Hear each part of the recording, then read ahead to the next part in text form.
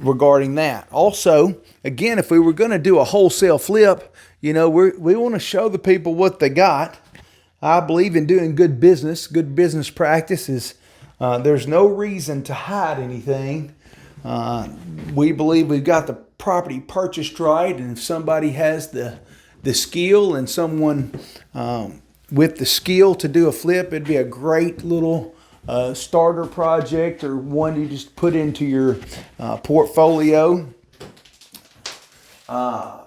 There's also the contract for deed option, where you could do a lease with option to purchase, or a owner finance type contract as well. So that's where someone could put some money down or put their money into it. They can come in and do the work themselves, and then we'll carry the note through the process. The deed would remain in our name until they did a payoff. We would probably structure it on a 2 to 3 year deal, fixed at a particular rate, with the rate to increase or them to have to pay off the balance on the property at the time of the end of the 2 or 3 year period.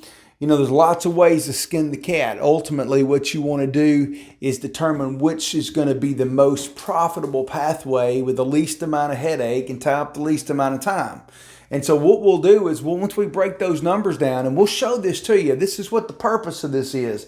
As I teach my son Adam, and I'm teaching Harrison how to break these down, what we'll do is we'll put side by side what we believe to be the estimates of doing the buy and hold, the long-term lease, where we would refinance and get our capital back out of the property, pay off our private investor, and then take the cash flow from the rental. Or we'll look at what it's like for a quick flip as a wholesale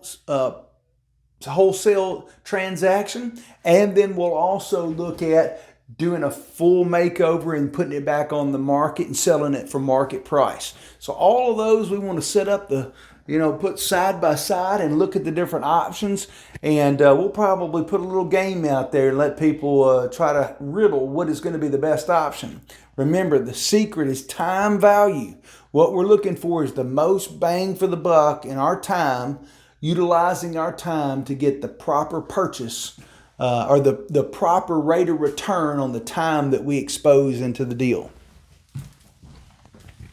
All right, we've got a full, looks like the bathtub's in good shape. I've seen the toilet. It's hard to get back through there, so we're not going to probably make it back through there. We do know that we're going to need a central heat and air unit. The rest is all pretty much just paint and sheetrock work. And so that's what I see so far. We'll get you some more detailed numbers to look at, but ultimately, this is a typical purchase right here. This is your bread and butter, so to speak. This is what you can expect as you're in a rural community buying a property that's been distressed, whether you're buying it from a wholesaler yourself or whether you're buying it from a distressed seller.